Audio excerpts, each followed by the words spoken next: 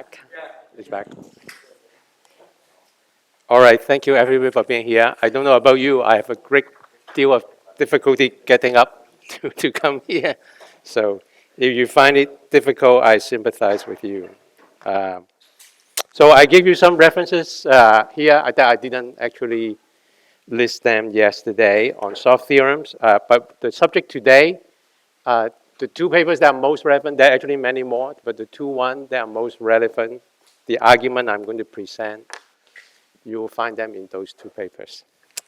It has to do with tidal deformation or lack thereof for black holes. Let me remind you, this is what we did yesterday, no?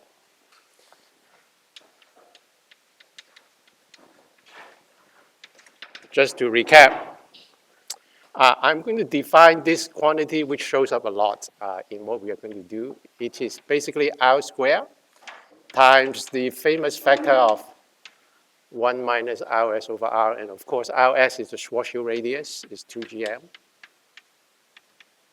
Okay, this quantity is going to show up a lot for us. It's convenient. The main thing you should remember about this quantity is vanishes at the horizon. So delta equals 0 at R equals Rs, as you can see. And so for us, the metric is actually this one, just to get us all on the same page again. It can be written this way.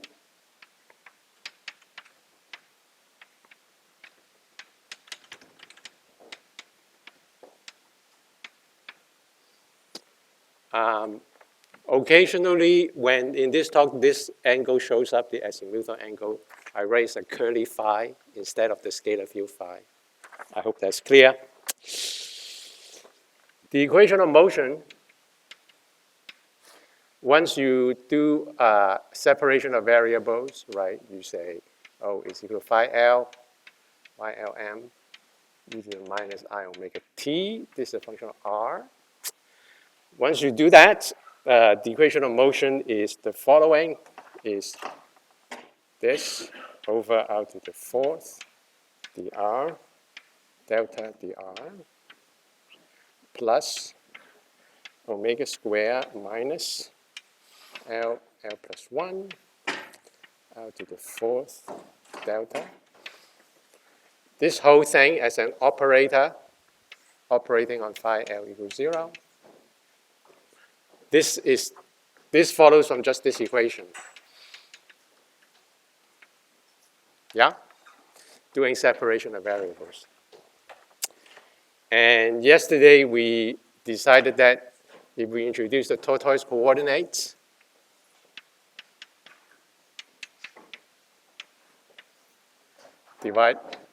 defined by this, then this equation can be rewritten as follows: the R star square minus some potential operating on R phi L equals 0. And the potential is equal to this.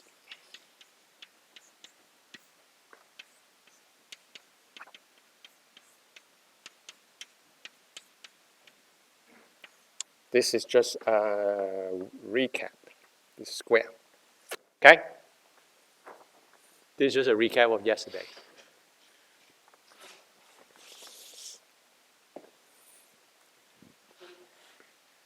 Any questions about this so far?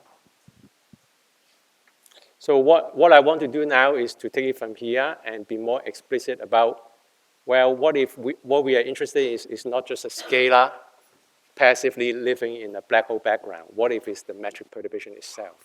Okay, and it turns out there would be some variables that you can write. I'm going to call it psi L. So for the scalar, for the spin 0 scalar, this psi L is just R times phi L. But for spin 2, meaning the metric perturbations, there would also be some scalar constructed out of components of the metric. I will tell you in a moment how to construct it, but there would be some such scalar. And it turns out If you construct it the right way, you will satisfy an equation of the same form. But the potential, which is called Reggie-Wheeler potential, would be slightly different, and it looks like this. Minus 3Rs over R cubed. But that's really the only difference, amazingly. So this psi L is called the Reggie-Wheeler scalar or variable. Okay? I'll tell you in a moment how to construct it. But for metric perturbations, amazingly, if you are clever about your choice of variables, you obey basically an equation of the same form, a Schrödinger-like equation with some potential. The potential almost have the same form other than this switch in coefficient. The potential has the same qualitative behavior. It vanishes at the horizon, vanishes very far away with the peak in the middle. So this, in both cases, the potential look qualitatively similar. It looks like this. If you plot it as a function of tortoise coordinate, horizon, again, is at negative infinity in tortoise coordinate. So you have a potential like this. One more remark, in case you wonder what happens when L is small, it looks like this goes negative. You should start at L equals 2, bigger than or equal to 2 for the spin 2 perturbations. As you know, if you think about, for example, gravitational waves, you start at quadrupole. So you start at L equals bigger than 2, and then this is always positive. So that's going to be our starting point. Any questions? Yes, Adrian.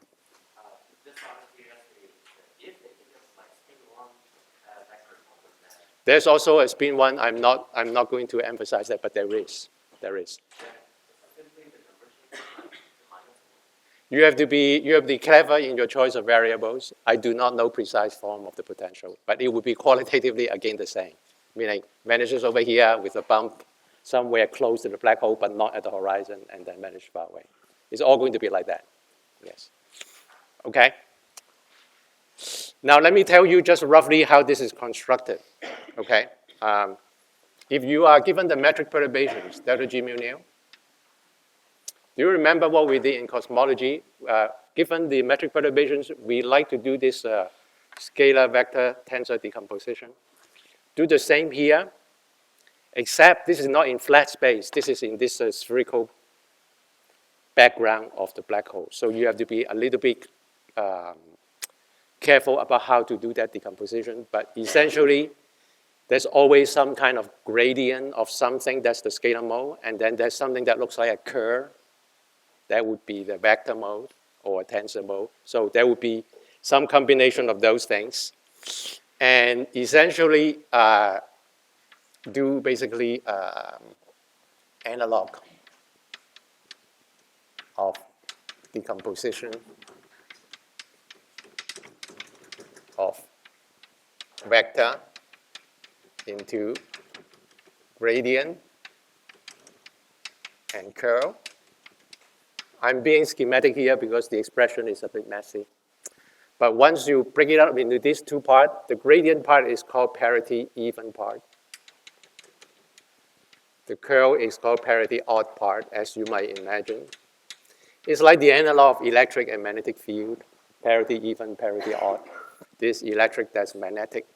And it turns out if you look at the parity odd components of the metric, and if you are clever in choosing the right linear combination, you can find one that is gauge invariant and obey basically this equation with this variable. That's the way Reggie-Wheeler constructed. Yeah? So the parity odd ones give you Reggie-Wheeler. The parity even ones they were worked out by Cirilli. And there is an analogous equation of this sort, although the potential is considerably more complicated for Cirilli variable. But anyway, I'm going to focus on the Reggie-Wheeler variable. But that's the level of just qualitative explanation I'm going to give instead of giving you detailed expressions. Okay?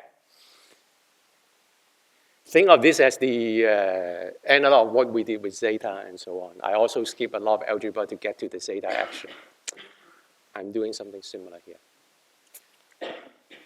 Any questions? Let me also make a comment that this is good enough if you do a Schwarzschild background. If you want to do a Kerr black hole, the only way we know of to arrive at an equation that's also separable of this kind is to use, this is spinning black holes, is to use what is called Tarkovsky equation. And roughly speaking, is constructed out of the Weyl tensor. You take the Weyl tensor, this is the Weyl tensor, with 4 indices. You contract the Weyl with suitable null tetrad and form basically this Newman-Penrose scalar with all indices contracted. And you can work out the equation of motion for it from Einstein's equation. And again, it will look just qualitatively, qualitatively look something like this. Certainly more complicated, but it has the advantage that it's separable. So this was something that was discovered by Tarkovsky. And I'm not even going to write down the equation. Okay?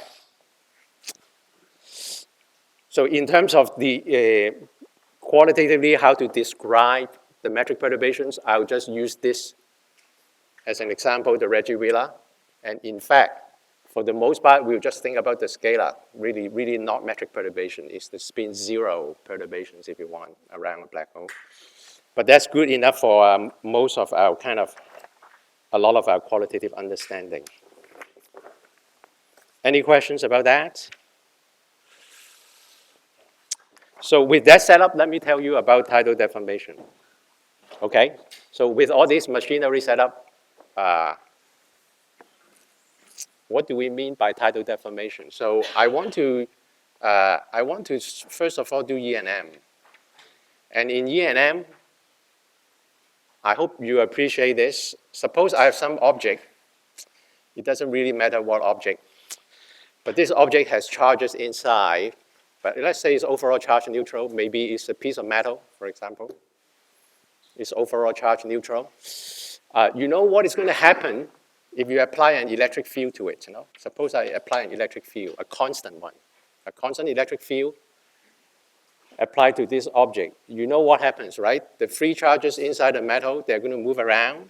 There will be a net positive charge on this side and net negative charge on this side. I hope that's intuitive, yes? So this object originally is charge neutral, has no dipole moment.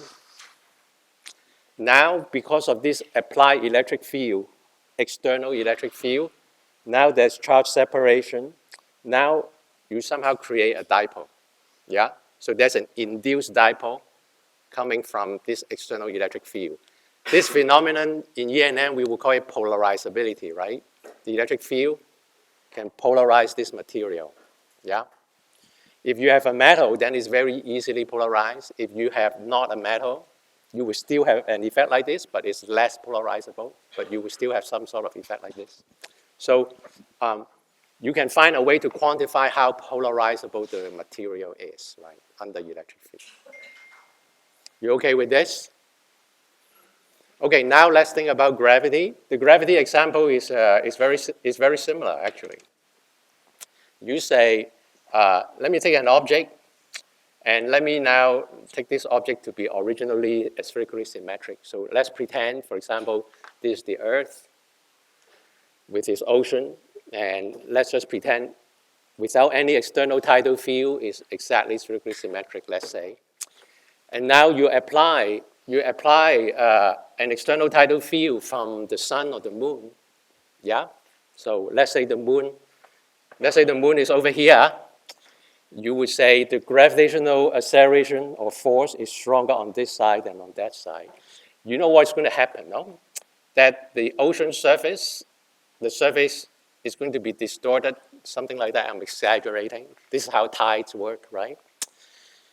And because now it's deformed, now suddenly your object originally is spherically symmetric, so it does not The gravitational potential is pure 1 over r. Now it starts developing multiple moments. The multiple moment, precise multiple moment, depends on the multiple moment of your external field. Does that make sense? And this is called polarizability, to quantify polarizability. And this is called tidal deformability, which now we are going to define. Now, let's quantify how deformable your object is under gravity, or how polarizable your object is under electric field. Yes? Question so far? That's what we are asking. And usually most objects would have some response like that, right? Like the most familiar one is how tides work on the surface of the Earth. Yes? If you have a very rigid object, of course, then it's not very deformable. Then the deformability will be very small. Now, to quantify this is what we are going to do. Let's see if you remember your E&M, no? Suppose I solve this kind of equation. Suppose I solve this in flat space. Let's just do flat space. And I do the same decomposition. By the way, I'm going to set omega to 0. So we are going to look at a situation where this external tidal field or electric field is just independent of time. And the situation you have in mind, eventually the way we want to apply is something like this. So we have objects, pairs of black holes, for example, they go around each other in a binary. One of them, you can think of it as generating a tidal field that act on the other one. Yeah? That tidal field is actually time dependent, right? Because it's going around. But we are going to take the limit where this separation is large. Large compared to what? Compared to basically the Schwarzschild radius. In that case, because it's so slow, it's almost as if you can just think about the deformability kind of instant by instant. You can do the same thing, think about the way you can think about it for the Earth and the Moon is the same. It's going around so slowly anyway, it takes a whole month, right? And if I want to understand the tide today, I don't really need to care about the fact that a month later or half a month later the Moon is some other place. It doesn't matter. So we are doing the same thing. So setting omega equal to 0, flat space, this equation, let me ask you, if you were to solve this equation, again using this kind of expansion, and I'm going to just focus on, let's say, multiple L mode. Tell me, do you remember your E&M? This goes like R to the what power? There are two solutions in second order.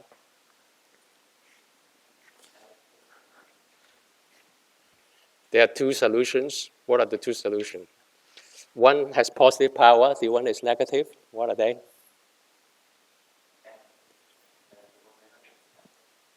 This one is L plus 1. This one is L, this one is L plus 1.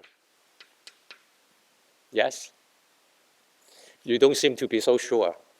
So let's actually check it. So let's do it together. I'm actually solving an equation of this sort now. In fact, we can just look at here. So I'm going to look at this equation. I'm set omega to 0. I'm sending Rs to 0. If I send Rs to 0, this is really just flat space. Correct? You agree? So if I set omega to 0, in fact, let me do that. Just there, that equation, set omega to 0. Then this delta and that delta cancel. They're gone. This R to the 4th and that R to the 4th gone. This delta, I can pretend is just R squared. Yeah? So in flat space, all you have is this equation.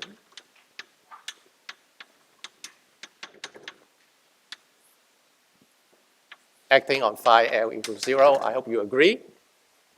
And I hope now you can check easily. Can you not? Does it work? R to the L, if it's R to the L, this would this would give you a factor of L plus 1. Sorry, give you a factor of L when you take a derivative. You multiply R squared, and you take another derivative, then you have a factor of another L plus 1. It cancels that L plus 1. I hope you see that it works. And then the other one is 1 over R to the L plus 1. You take the first derivative, you get minus L plus 1. You multiply by R squared, you take another derivative, you get minus L. And again, it matches that, it cancels. Yeah? Remember your E and M. That's all I'm doing. So this is the Laplacian of phi L equals 0. Why do I set this to 0? So let me talk about that a little bit. So I want to first describe the external tidal field. This external tidal field is like this. So this is the object I'm interested in. So this is the object of interest.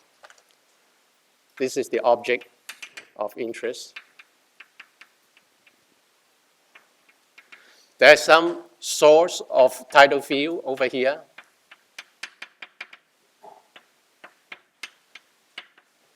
There's some object here. It creates some gravitational potential or gravitational force acting on this object, and it has some kind of shape. But at the location of this object, whatever this tidal field is, around here, I can just basically solve this equation with zero source because the source is somewhere over here. Around the object of interest, the tidal field must have this form because the source for this tidal field is not here, it's all the way over here. And therefore, you know, in general, the external tidal field would have, in general, could have this combination. And this is what we are going to do. We are going to say, let me impose that the external tidal field has purely this behavior out to the L. Why do I do that? Think of this in the analog E and M, no? In the E and M, what am I doing? I'm imposing a constant electric field. Electric field is the gradient of the potential, yes? So therefore, if I want the electric field to be constant, acting on this object, I want to impose out to the first power, which is basically an L equals 1. So an L equals 1, phi going like out to the first power would be equivalent to a constant electric field. Because electric field is the gradient of phi. So constant electric field is the same as saying phi equals out to the first power with, or out to the L with L equals 1. So the dipole electric field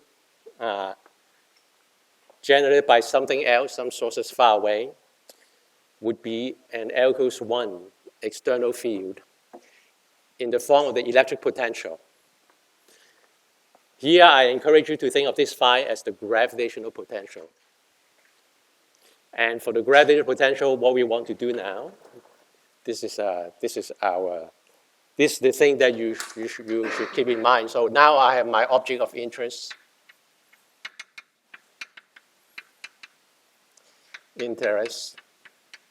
And I'm applying some phi L going like out to the L, external tidal field.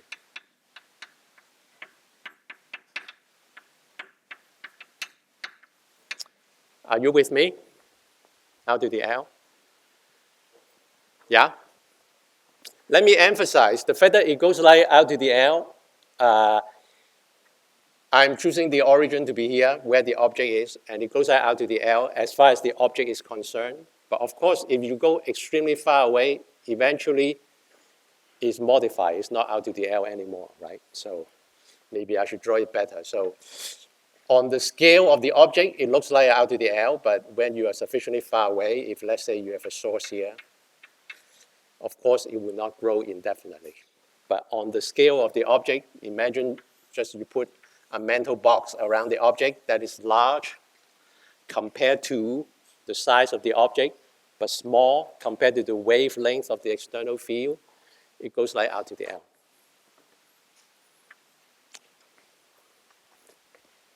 Any questions about that? You understand what I'm saying? So I'm going to apply an R to the L external tidal field on my object, and now I want to see its response. If the object is deformed in some way, then it should generate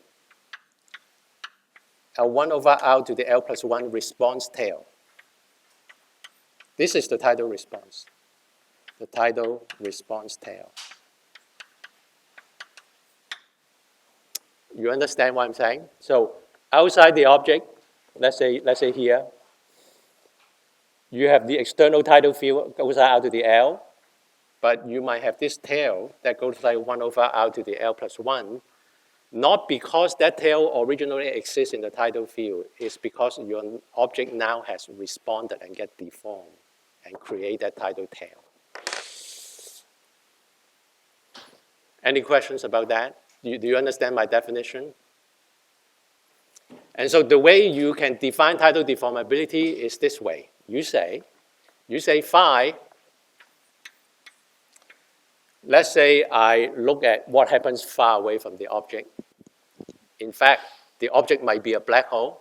So let me go kind of far away from the object. And I ask, far away of the object, the gravitational potential, if the object has no response whatsoever, should just be the external tidal field out to the L. But if the object has a response, then I should see this tail. I should be able to measure there's a tail. And this number is called the Love number. This is the tidal deformability. And it's a function of L in general. This is the tidal deformability.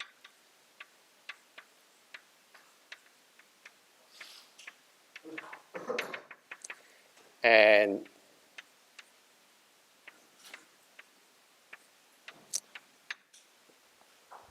in the field is called Love number. In case you wonder what this love is about, love is the name of a mathematician. Love number. Okay? You understand the procedure? This is the external tidal field.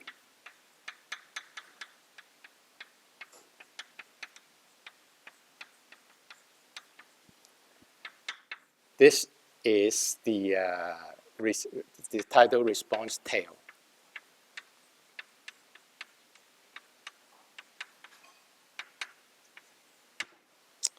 Yeah? If this is not clear to you, I think the easiest to think about is the E&M example. You have an object with some charges, you apply a constant electric field. If it's truly a constant on the scale of the object, it has to be, goes right out to the first power, because the electric field is really just the gradient of the electric potential. So constant electric field means purely out to the first power electric potential applied to the object. And then once the object, so charges get redistributed, it develops a dipole moment. Once it develops a dipole moment, that dipole moment far away has to source this tail. Yeah?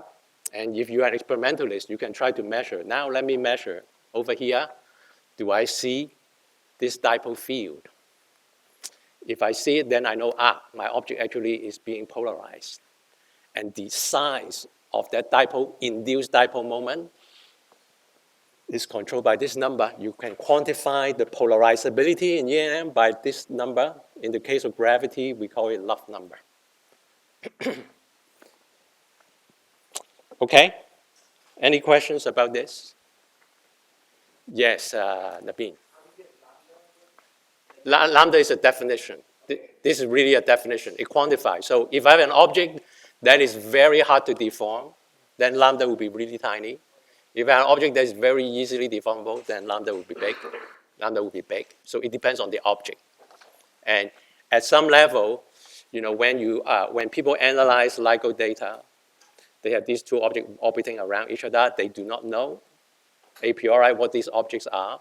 And so one of the things they want to do is, well, let me measure the tidal deformability. Does it make sense? So this is what Observationally, this is what you are after. You want to measure this number. That tells you something about the object. Yeah. Other questions? Let's do dimensional analysis. This number clearly has dimension, right? For this dimension to match that dimension, this must have it goes like a length scale to, I hope you can see, just by doing the ratio to the 2L plus 1 power. Yes? And so if you tell me the object, if I don't have much knowledge about the object, if you have to make just a very basic guess, you would say, well, the first guess you would give would be, well, the size of the object to the 2L plus 1 power is probably the deformability of the love number. But you could be wrong, because the object could be very deformable or not, but dimensionally it has to be some kind of size to the 2L plus 1 power. As such, people call it a finite size effect, meaning, again, in this binary situation, if they are far apart to a great extent, you can treat this as point masses orbiting around each other. But the tidal deformability, if you can see it, is telling you, no, this object is really not just a point mass. It has some structure, it has some size, and therefore it can be deformed, and it would create a tidal tail. So it's a finite size effect. Yeah.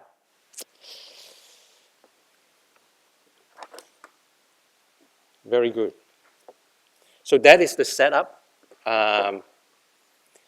And now let me tell you the answer. The answer for black hole is a little bit of a letdown, maybe, after all this setup. The tidal deformability of black hole, the love number is 0. for static response, for omega equals 0. So let me write that down. I'm going to keep that up.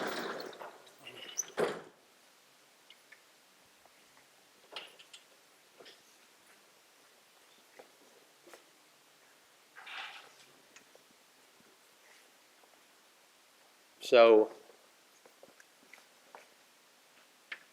black hole, and it is true. It's true for Schwarzschild black hole.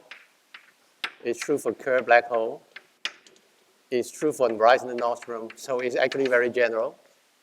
The lambda L is equal to 0. And I want to emphasize this again. This is for static tidal field, omega equals 0.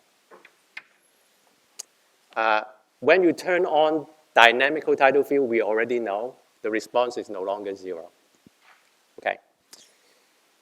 But if omega is small, the response is suppressed by powers of omega.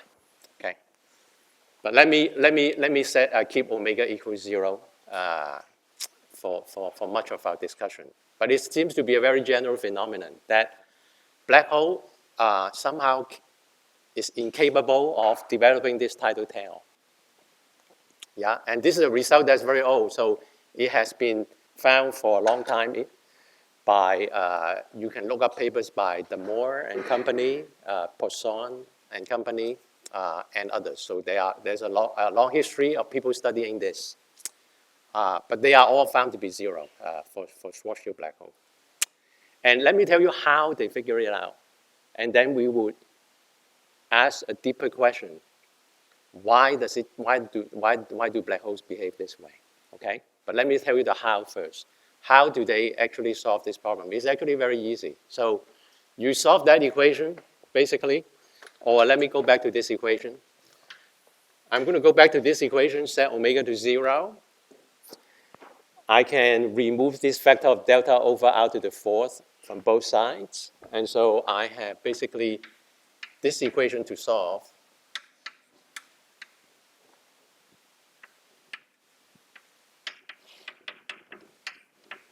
No R downstairs now. So it's basically this, phi L equals 0. It's a very simple looking equation, at least for Schwarzschild black hole. For Kerr black hole, I'm not going to write down the equation. But I want to tell you, I want to just make the claim, the result is the same, that the love number is 0. But for Schwarzschild black hole, it's really a very simple looking equation. And you are solving this. Let's talk about the asymptotic. So asymptotics. So let's first look at big R. When R is very large, I think you know the solutions. In fact, we already covered the solutions. When R is very large, delta is just R squared. When R is very large, basically the equation is just basically R squared dr.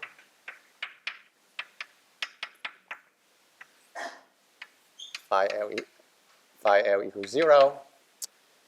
And basically, when you're very far from a black hole, it's just like in flat space. So you know the asymptotic behavior. So you know phi L has to be either R to the L or 1 over R to the L plus 1. Those are the only two independent solutions allowed when R is very large. But how about when R is very close to the Schwarzschild radius? That's what I want to figure out with you now. What if I go to RS? Let's go to, so here's the trick that I propose, and then you work it out, okay? So I'm going to take this equation, and I'm going to multiply by delta. Multiply the whole equation by delta. So this delta here and delta here. Remember, delta is this quantity. Yeah? And as such, once I multiply delta, it's obvious. Now when you get closer to the horizon, this is 0. You can just ignore the angular momentum. This comes from the angular momentum. Just ignore it. You have basically a very simple structure. You have basically delta dr acting twice on this equals 0. Now tell me, what are the solutions close to the horizon? Give me the obvious one. What's the obvious one?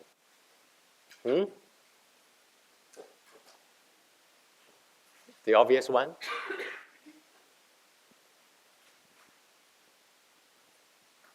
Constant, yes, good.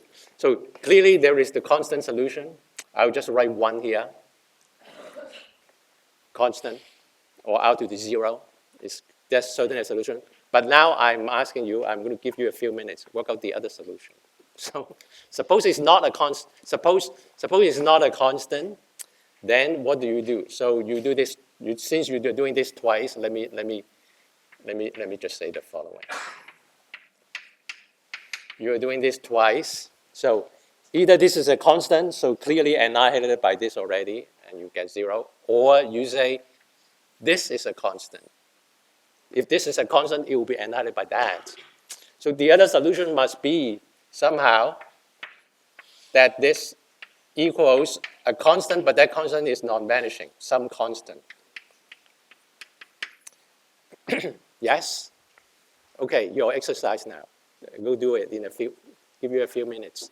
Integrate this and tell me the behavior close to the horizon. You got that? You can set this constant to 1 if you want. It doesn't really matter what this constant is. Set it to 1, integrate this to tell me what is the behavior close to the horizon. And that is very important, that behavior, so I want you to work it out. Remember what delta is. Delta is this. So you just need to do an integral.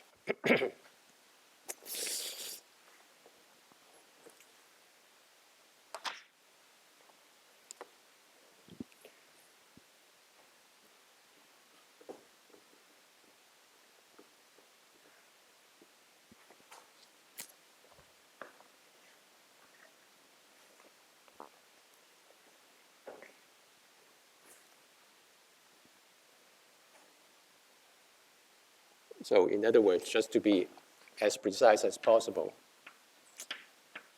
if this is non-vanishing, is some constant, which I'm just setting to be 1, then you say d phi L has to be equal to dr over delta. And so you just integrate. That's all I'm asking you to do.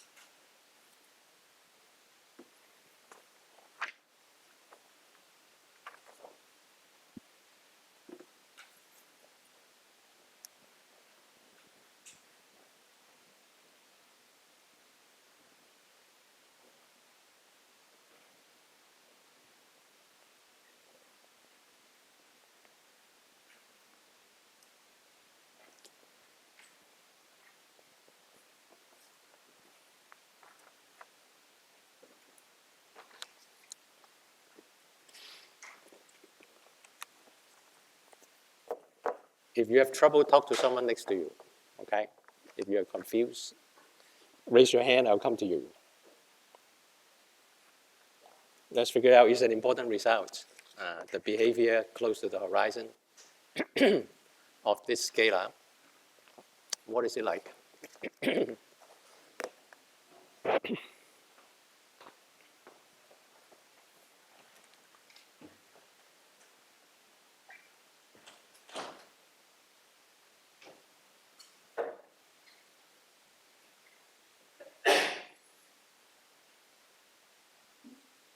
Yeah, Hiju.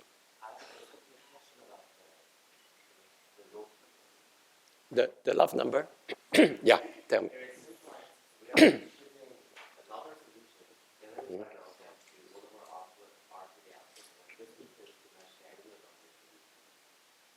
Because I am solving a linear equation, if my external tidal field has multiple L, the response has to be the same multiple L. And the only response tail that you have is 1 over R to the L plus 1.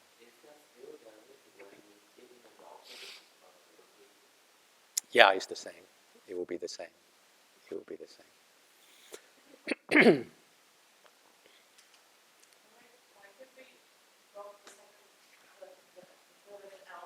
Okay. I explained that too fast. So this is the equation that you start with. And so my proposal is to do a trick. This is the original equation. Let's multiply the whole equation by delta. If I do that, then I have this L plus 1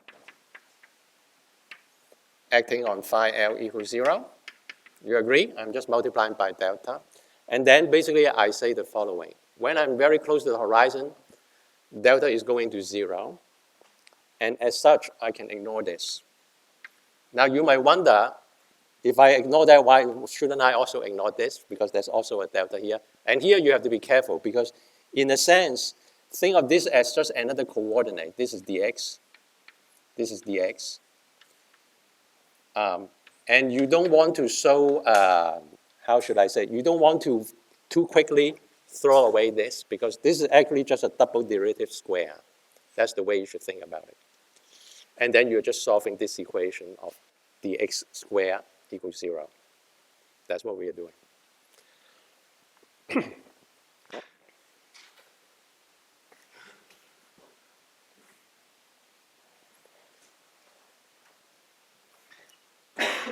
And so in a sense, I'm actually asking you to find out what x is actually.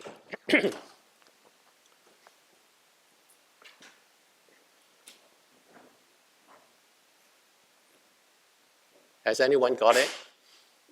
Yeah? Tell me the answer. What do you get? For Sila.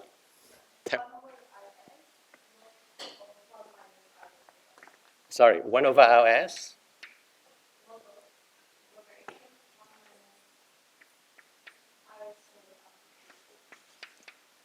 Very nice, very nice. You know something has to blow up at the horizon because you are integrating something with this delta that's going to 0 at the horizon. So whatever that comes out of this integral probably blows up at the horizon, and in fact it's logarithmic. But let's do it together in case you did not see this. So I'm going to just do it over here, okay? Let's just do it together. So I am supposed to say this is equal to dr over basically that quantity, which is r squared minus rs. Yeah, that's what delta is.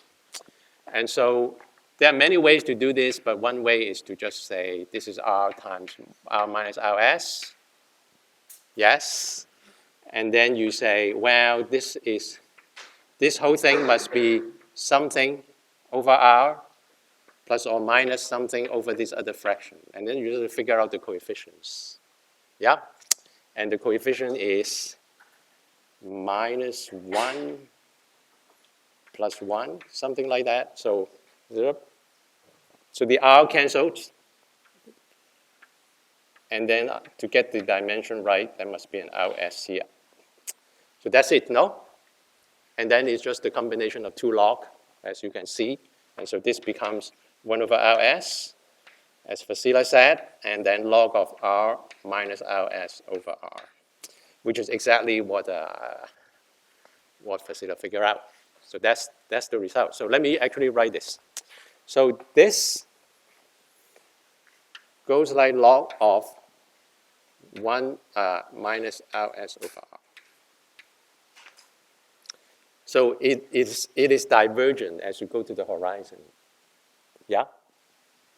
And this is a constant, this divergent. So I want to highlight these two asymptotic behavior. Far away, this R go to infinity. And these two asymptotic behavior, so this R to the L, or going this as R goes to RS. This is divergent. Yes, Max? Say that again.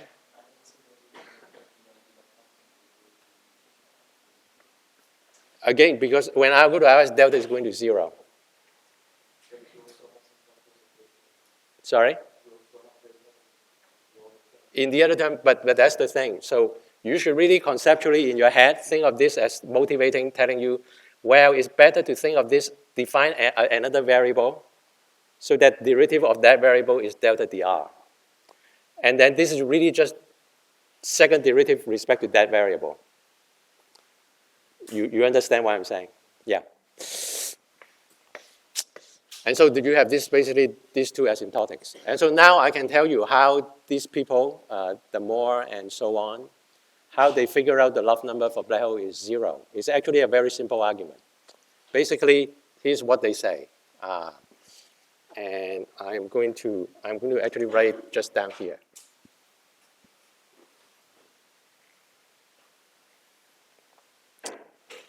This is what they say. They solve this equation,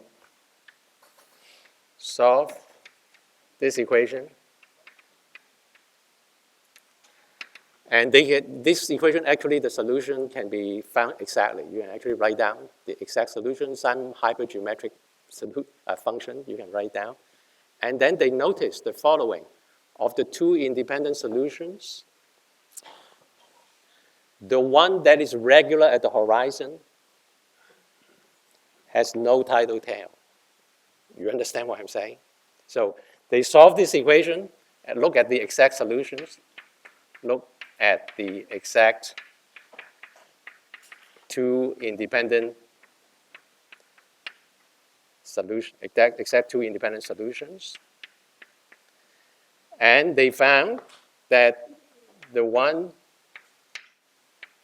that is regular at the horizon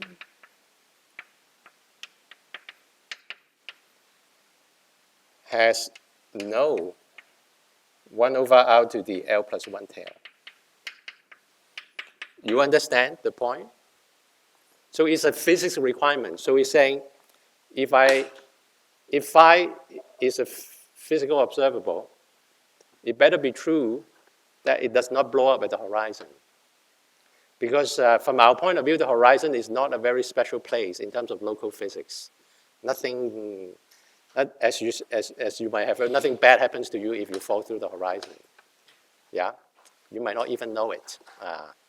And so when you think about things that can be measured locally, it should not blow up the horizon. And so you want to somehow forbid this behavior. And if you look at the two independent solutions, which is what these people have done, what they find is that there will always be one solution that is regular at the horizon, and far away it will have this R to the L behavior. And then the other solution does have this tail, but inevitably the other solution always have this logarithmic contribution close to the horizon. And therefore, that solution is no good from the physics point of view. And therefore, they decided that solving this equation tells you the love number must be 0. You understand the argument?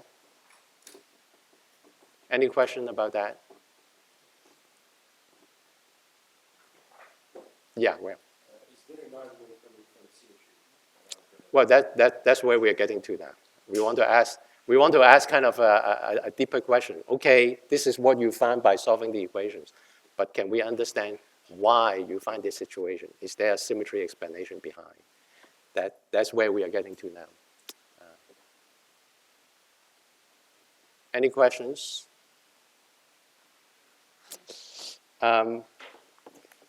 Let me do an analogy to emphasize why you actually want some kind of explanation, because this is kind of a bit of a curious behavior, the vanishing of the love number. And I'm going to do it over here. I think we don't need this anymore, probably. Yeah.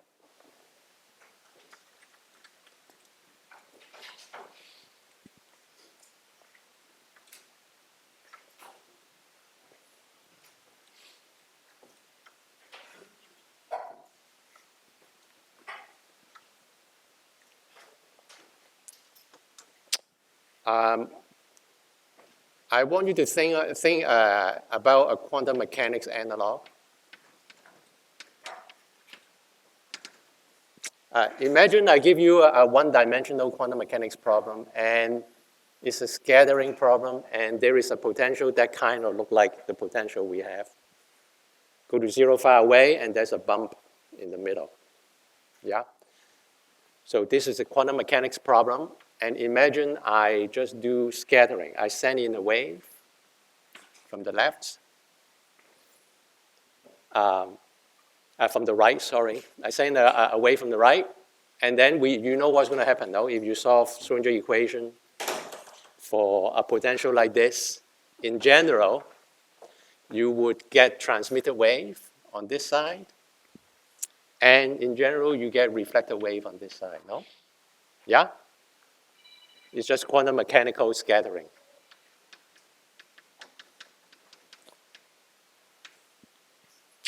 And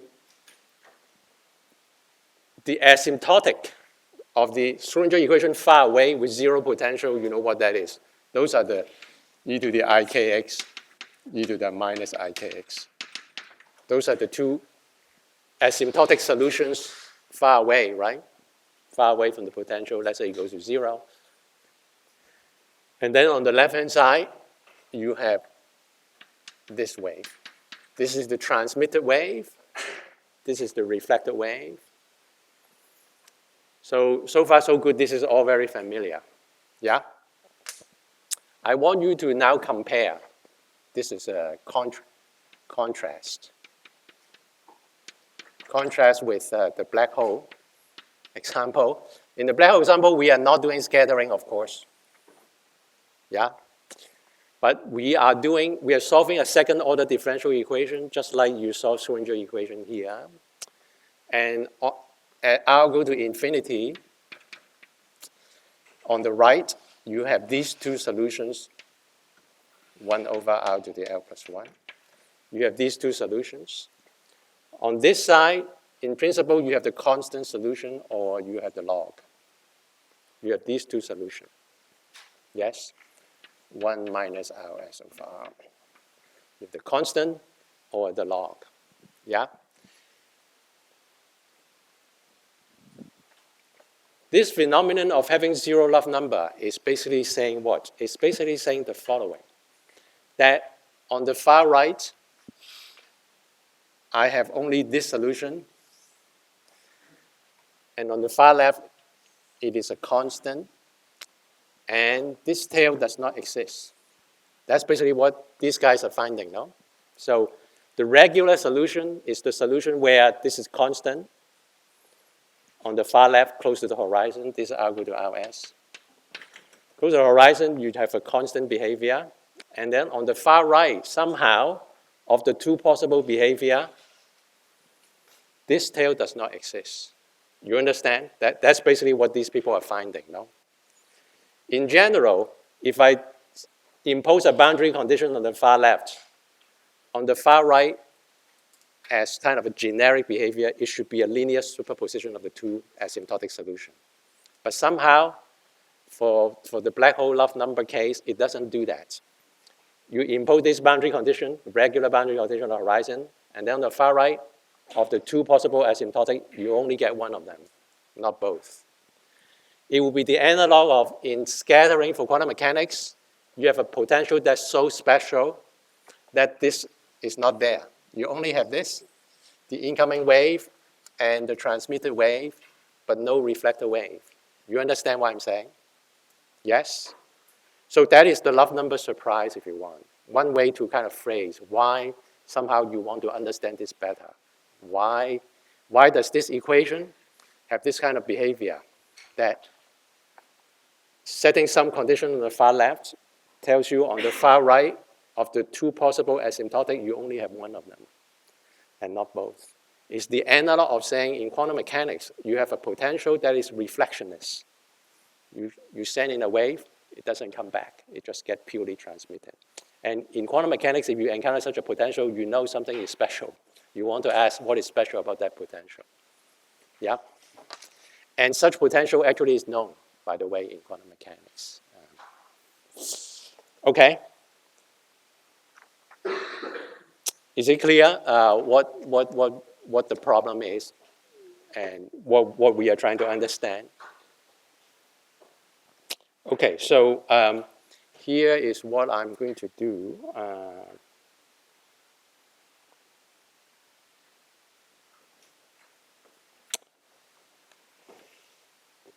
There is also a way to phrase this vanishing of lambda as a naturalness problem.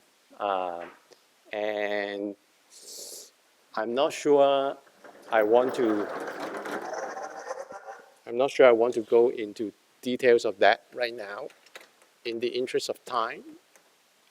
But let me just quickly at least mention this point. So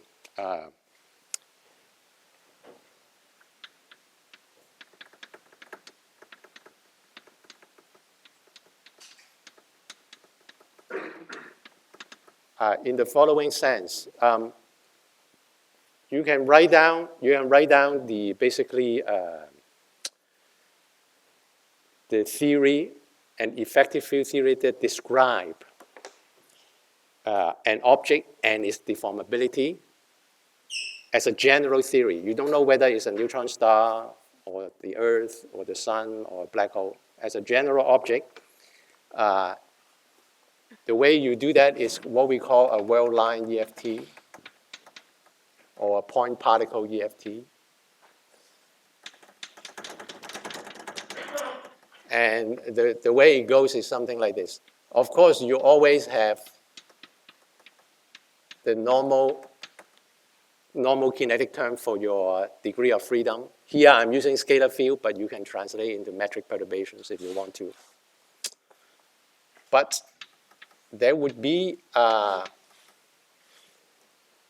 terms that you can write down that are localized on the object.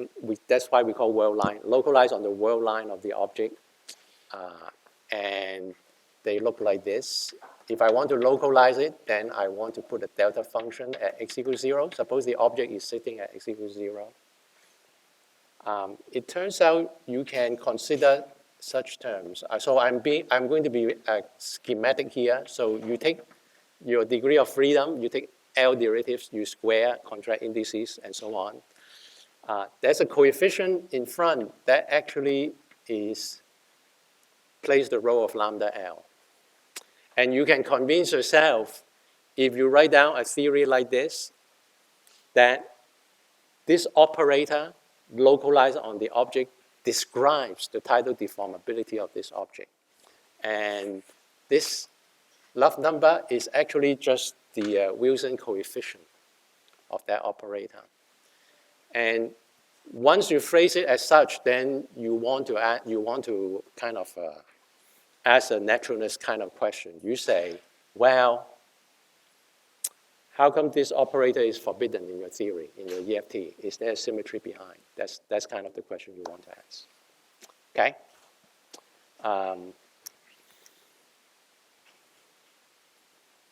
I'm just going to leave it as that. I can explain a little bit more why writing this way actually describe tidal deformability, but it might distract us too much from the rest of the argument. So I'll just leave it at that, okay? But by the way, you can check just dimensions. Does this have the length scale of 2L to the 2L plus 1 power? You can check it works, okay?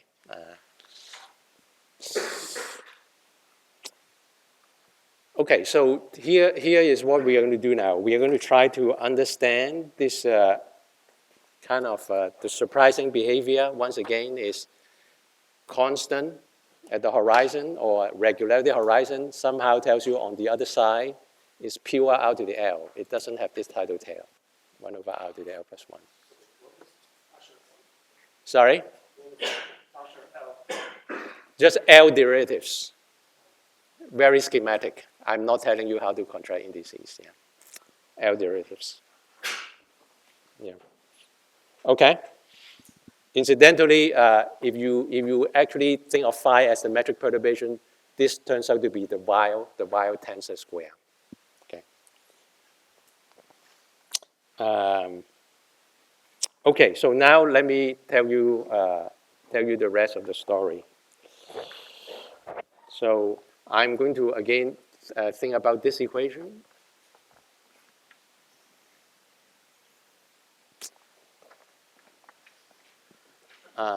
This equation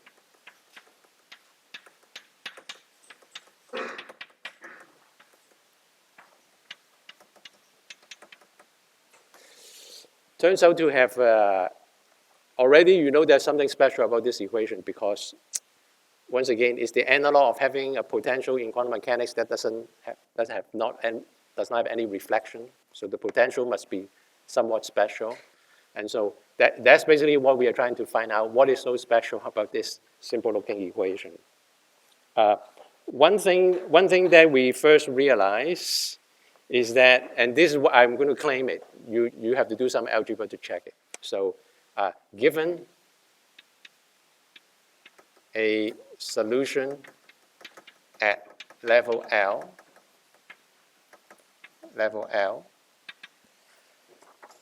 you can raise the level by doing this operation. So this is defined to be minus delta plus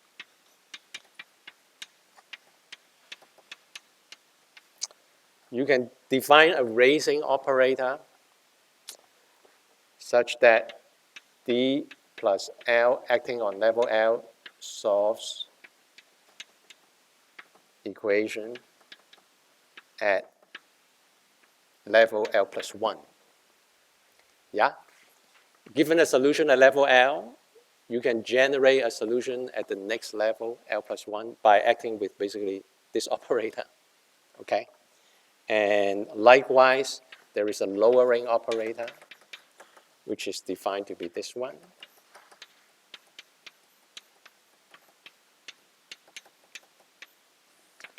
That if you do this, then it solves equation of motion at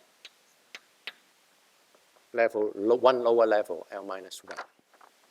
This you can just check. It's just algebra. You can check it.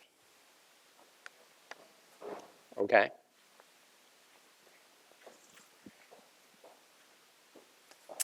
And it turns out it can be shown, can show the equation of motion imply the following. This equation of motion using these raising lowering operators can be rewritten like this. That is actually equal to D plus L minus 1, D minus L.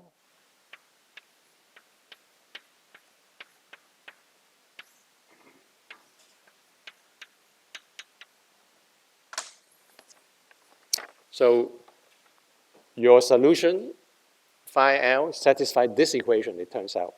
Based on this equation of motion, you can just rewrite in this way. So there's a lowering operator, raising operator, and then there's some constant. And it turns out this structure allows you to see very clearly what is going on with this vanishing of the love number.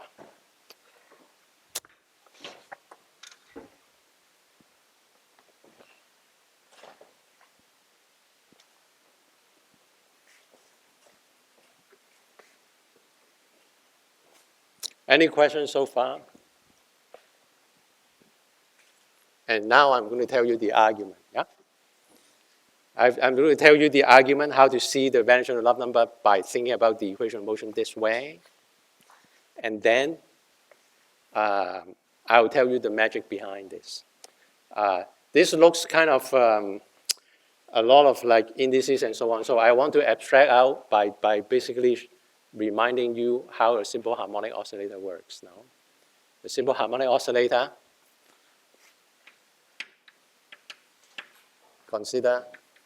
recall. Remember for the simple harmonic oscillator how you would write the Hamiltonian in raising and lowering operators. You remember that, no? You would say h bar omega a dagger a plus 1/2 is equal to the energy eigenvalue. No? So let's say this operating on your wave function, and let's say should be equal to the energy eigenvalue at level n acting on your state. You would probably say something like this. Yes, this is your state acting on by the Hamiltonian is equal to the energy eigenvalue times the state. And let me move this to the left-hand side, and let me just ignore that h bar omega. So this is just a constant anyway, so I'm just going to ignore it. But the structure is the following.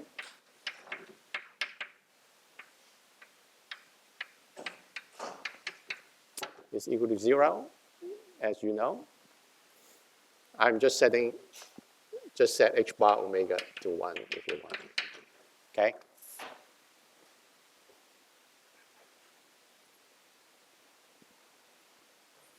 And I want you to compare this with our equation, which looks like here. Yeah? Well, you know what the energy eigenvalues are, no? And the energy eigenvalue are basically n plus a half, no? N plus a half times h bar omega. I'm just setting omega to 1. Yeah? And so basically, really, this equation is really just this.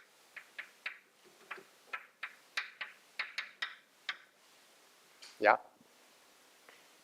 And as you know, for simple harmonic oscillator, if I want to find the ground state, it's very easy. You say the ground state, you just say, well, n is equal to 0. And so this equation reduced to this. And so the ground state actually is just setting this to 0.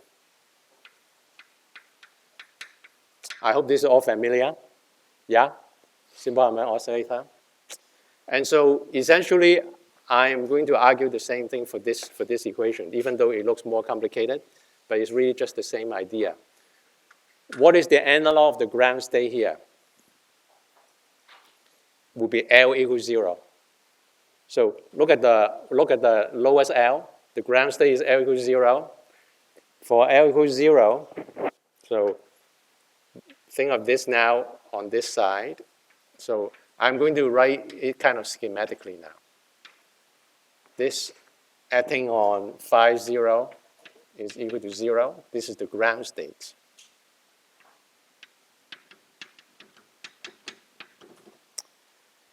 Yeah? And this ground state you can figure out by this solution you can figure out by just setting this to 0.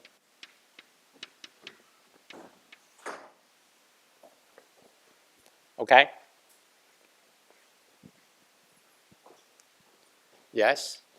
And in fact, we have already done it. What is this ground state? Let's do it. Setting L to 0. This is gone. This is just delta dr. Delta dr, this is delta dr, phi 0 equals 0, and we know what this is. This implies phi 0 is equal to the constant, which we have been calling 1. I'm just going to call it 1. Yes? Is the regular solution at the horizon, but this now is the solution everywhere. So the L equals 0 solution is really just the most simple solution. It's just constant everywhere at the horizon as well as far away. Right? This is now an exact solution. That's what I'm saying. This thinking about this way, the L equals 0 solution, I think of as the ground state. And as such, this is just phi 0 equal 1 everywhere. You have a question, Max? Sorry? What is positive? L is positive. Sorry, say that again.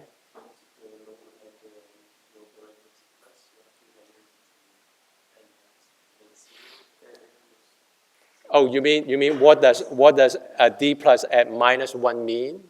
It does not mean anything now. So for the actually no, you can actually formally extend it to actually negative L is actually fine, and you can check for yourself. It actually gives you the right equation. But you just have to do not attach too much physical meaning to negative L. Okay, but you can certainly keep doing this if you want to negative L. Okay, so this is the ground state. So let me just make the first statement now. For the ground state, it is clear what's going on because this is a second order equation. This is second order, 2 derivatives. Because each of these d involves a derivative. When you define the ground state, you have reduced a first order problem into a second order problem to a first order problem. Yeah? Once you reduce to a first order problem, there's only one solution. There's no 2 independent solution behavior anymore.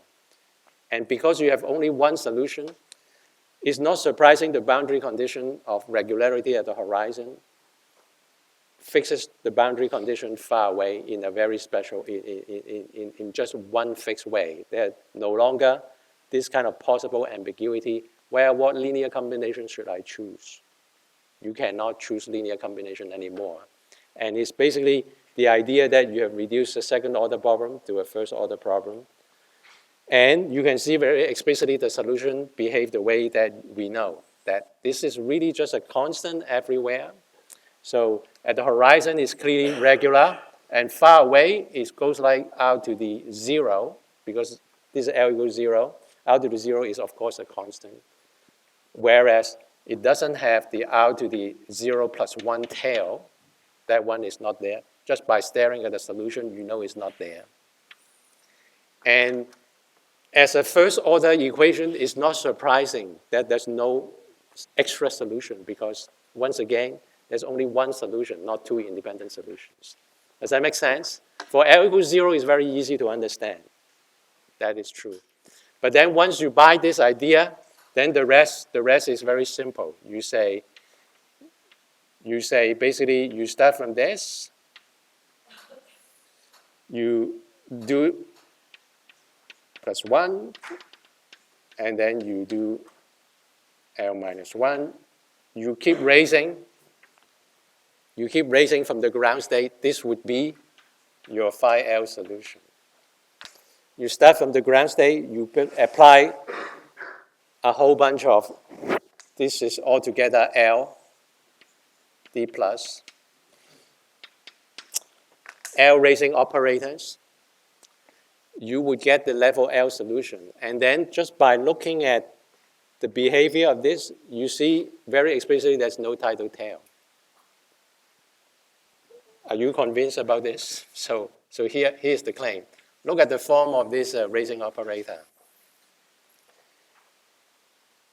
If I apply it to a constant or to actually any r to some positive power, you will never generate an r to the negative power from it. You see what I mean? You just apply this over and over again to keep raising from the ground state to any L you want.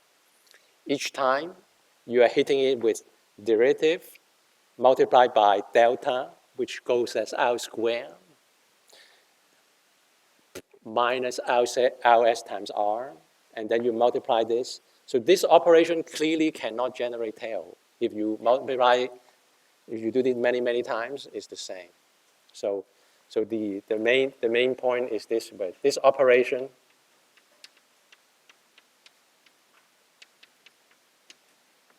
generates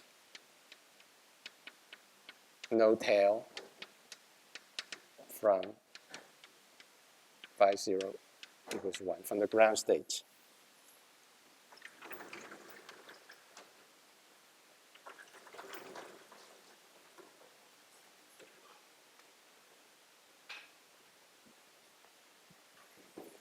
Any questions about this? Yes, Hidro.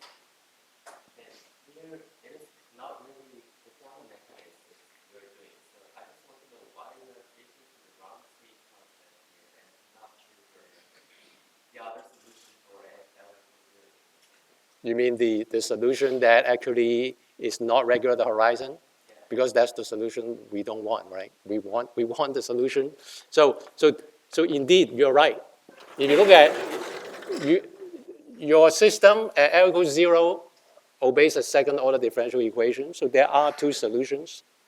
The one that we isolate is the one we call the ground state. Is just annihilated by the lowering operator. And this is the one that we choose because we know is the one that is regular at the horizon. The other solution, you can check, is precisely the one that gives you the log at the horizon. And that one you can show, perhaps it's not too surprising. Imagine you take this and hit it with a log, then you will generate tail, basically. You will start generating tail. I'm not sure if I'm answering your question. But the main point I want to say is the following. You know this is a solution. It's not the only solution, but this is a solution. But this solution satisfies a first order equation.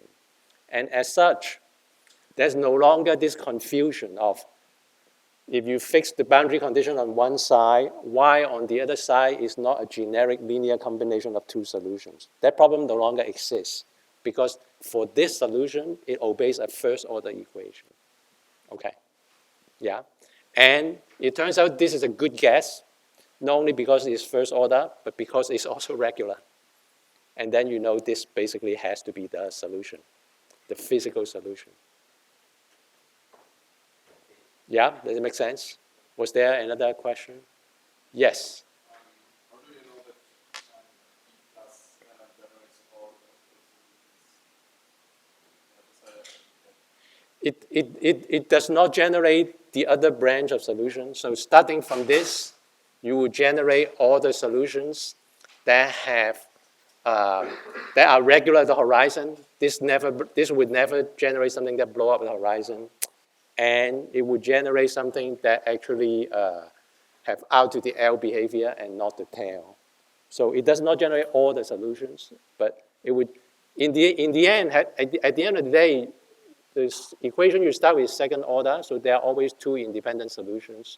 So starting from this one, you will generate one of the branches, but there's always the other branch. Does that answer your question? The other branch, then you have to go back to this equation and ask what is the other solutions. You can write that down and then generate the other branch the same way. But if you do that, what you will realize is the other branch is the unphysical solution that you don't want. It's the other one has tail and it blows up at the horizon. I'm not sure, am I answering your question? The most general solution is, of course, a linear combination of the two. That has to be. Yeah. Any questions about this? Now, there is actually a deeper question one could ask. Why this scalar field living in a Schwarzschild background have this structure anyway that allows you to go up and down this way? Where does that come from? And it turns out where it comes from, there's a real symmetry reason behind. And the reason is the following.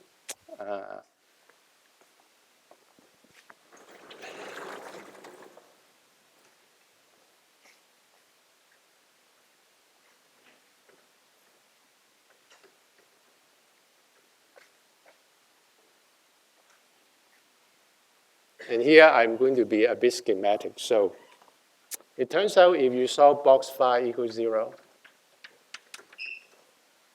for static phi in Schwarzschild background, you can ask this system how many symmetries does it have.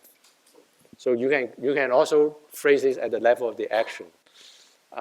The obvious symmetries is the rotational symmetry of the Schwarzschild background. Yeah, so that's clearly the rotational symmetry. So I can generate them with 3 killing vectors, J1, J2, J3. These are the 3 rotation killing vector.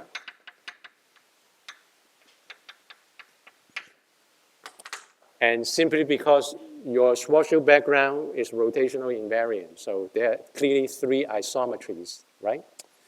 So these are the isometries, 3 killing vectors.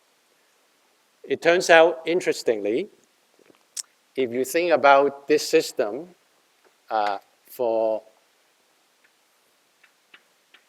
omega equals 0, you can show phi behaves as if it lives in the following 3-dimensional background, which is dr squared plus delta d theta squared. Is this one? This one certainly has the 3 killing vectors here. Interestingly, this one has additional conformal killing vectors.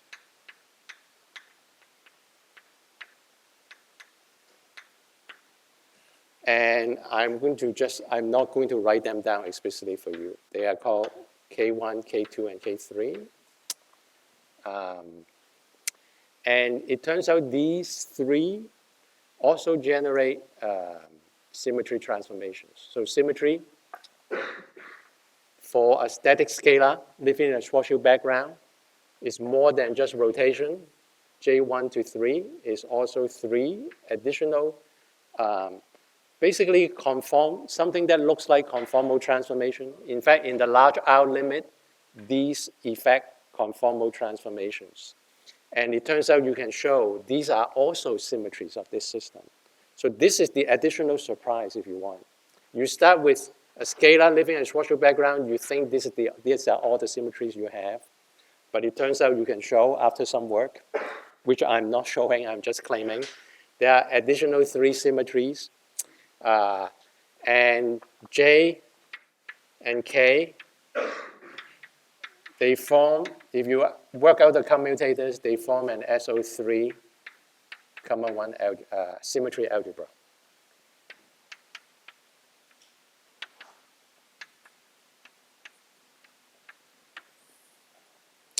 Okay. Yeah, unfortunately, I think I cannot tell you more details about these operators, but they basically behave. At large R, they are really just special conformal transformation.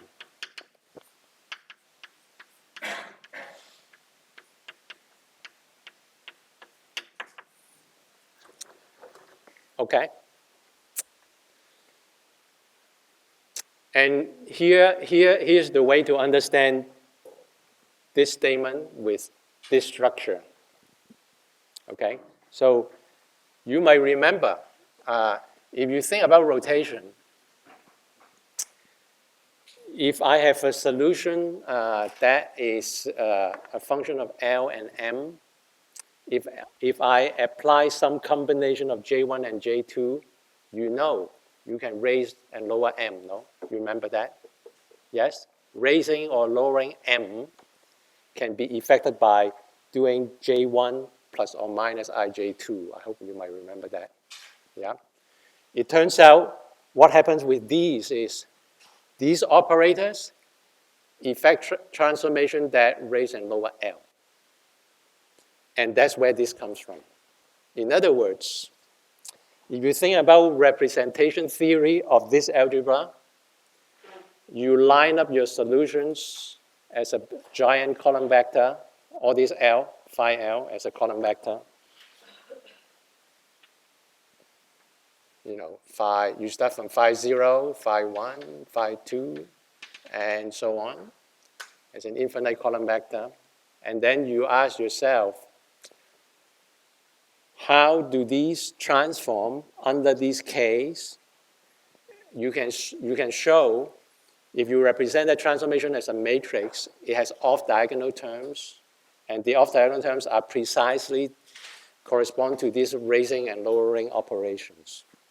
They basically raise and lower L. Just like if you think about representation theory of SO3, if you think about the YLM, you can think about the YLM lined up in a column vector forms a representation of rotation.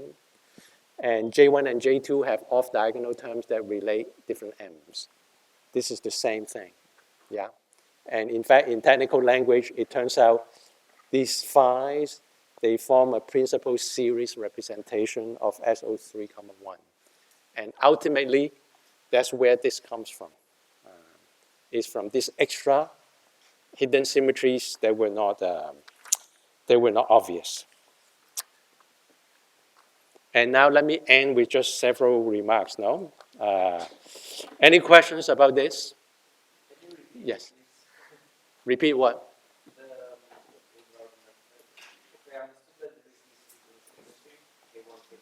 Yes. Yes.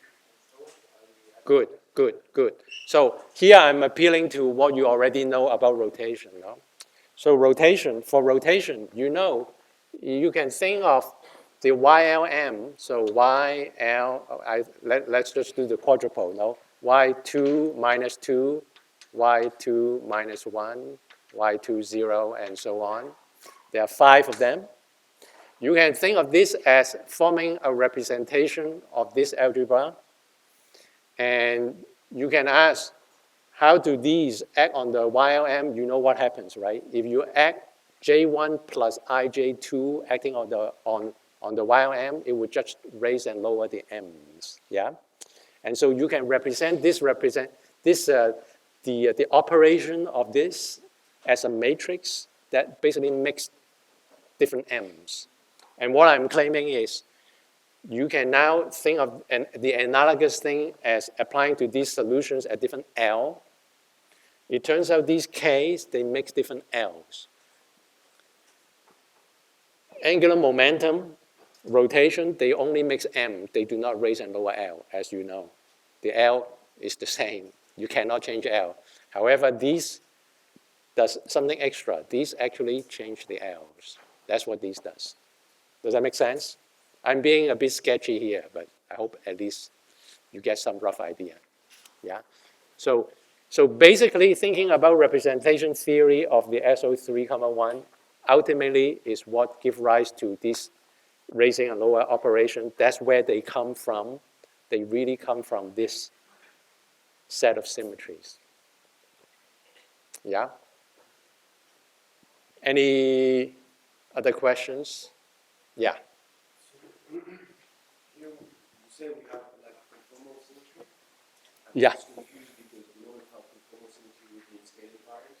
Yes. We still have delta, which contains the instruction. Good, good, good. In a sense, we still have scale, so we erased one by saying the omega is 0. Yeah. We still have this structure. So how can we understand? Good, good, good. Yeah, you would think there should be extra stuff. No, it should not stop. Once you have this conformal transformation, you should have dilation and other things to form the whole conformal group. It turns out in 3 dimensions, with these 6 operators, it forms a closed algebra. You do not need dilation. Meaning, if you work out commutator, so if you work out the JJ commutator, you would get another J, as that is familiar. If you work out the JK commutator, you would just get another combination of J and K, and likewise KK. It forms a closed algebra. You can check that. And that closed algebra is SO3, 1, it turns out.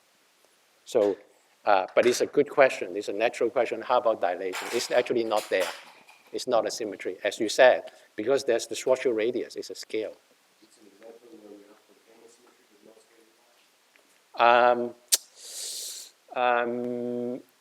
scale. It is a possible truncation of the conformal algebra if you check. Just look at all the commutators. It's a possible truncation. Yeah. Good. That's a good question.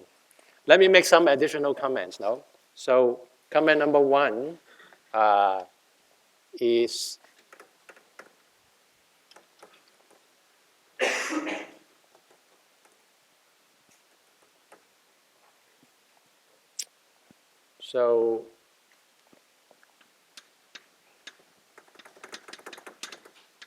so far I've shown you what happens for spin 0. For just a scalar. But ultimately, we are interested in the metric perturbations. It turns out there is another kind of, by the way, we call this the ladder operators. So it's like there's a ladder structure to the solution. It turns out there is another ladder structure that you can use to raise the spin from 0 to 1 to 2. So this we call the spin ladder.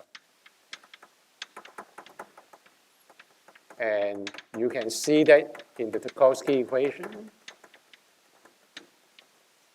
for omega equals 0.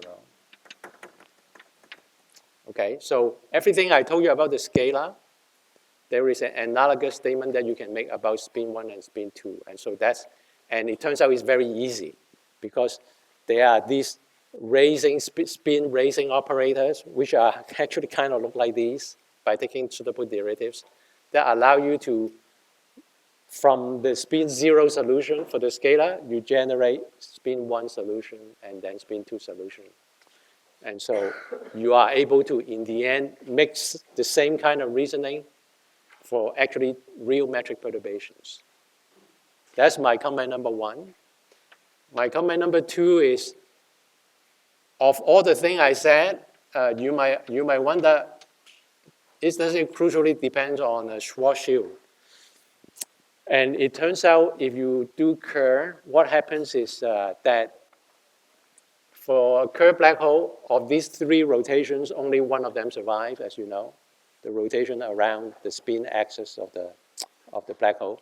And it turns out of these 3 conformal transformations, this survives. And the fact that this survives is enough to, again, run the argument. So for Kerr black hole, J3 and K3 survives. And this is enough to run basically the same argument. So for Kerr black hole, it also works. So this is what I have to say about how to go beyond what I said. Number 3, and this is the very reason. We realize we can even go beyond linear perturbation theory. Here we are doing linear, right? So especially for the metric perturbations, we are taking Einstein equations, linearize the perturbations around a black hole, assume they are small. But you might ask, how about nonlinear tidal deformability? There are some partial results we actually already know of all the nonlinear love numbers. There is an infinite subset, they also vanish. So there are some recent nonlinear results, let me just say.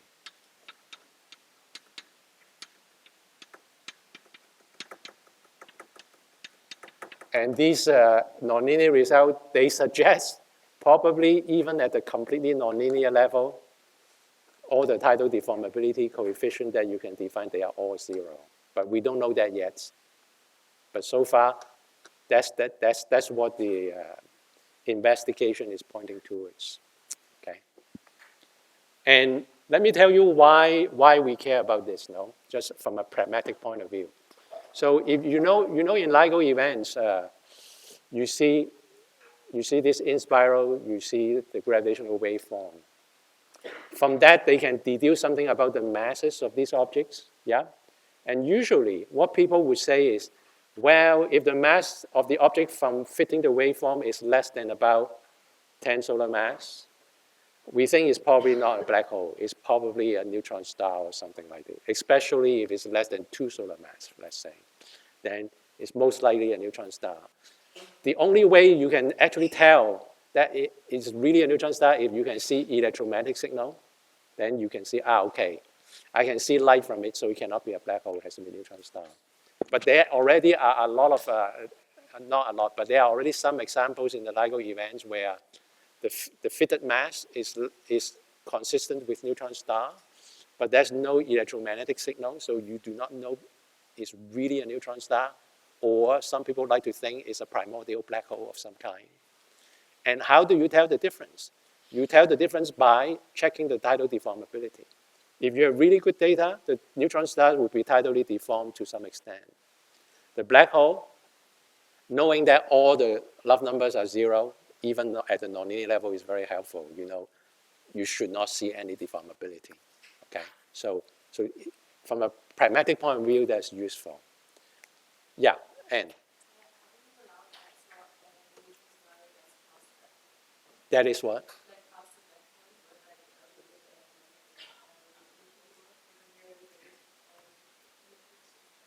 Yeah, we don't know that, right? So exactly. So if there is a lack of electromagnetic signal, it's just hard to tell for sure, and therefore measuring tidal deformability is the way you can tell. Because if it's a neutron star, it will be tidally deformed to some extent. It generates this tail, and the fact that it generates this tidal tail means the binary dynamics is going to be slightly modified. You see what I mean? And because the binary dynamics is slightly modified, the waveform would also be slightly modified. And that's what you want to measure. Yeah? And so right now, there are basically upper limits on deformability, but eventually, when the data gets good enough, you should start seeing deformability for objects that are actually stars and not black holes. Yeah. That's the idea. Yeah, Max. How what?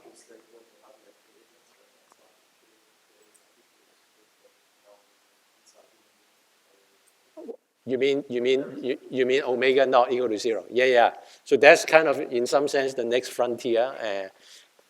For omega not equal to 0, we actually only have limited results. So far people have worked out the low omega corrections, low omega contribution to lambda L.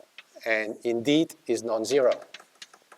But it goes at omega to some power. And people so far have only studied this in the limit of low omega. Yeah.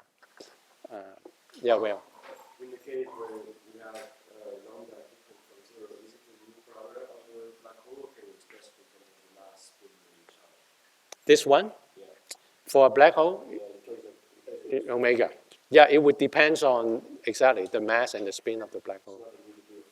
No. It's something that you can predict. It's something that you can predict. Yes. Yes. Uh-huh. Uh-huh.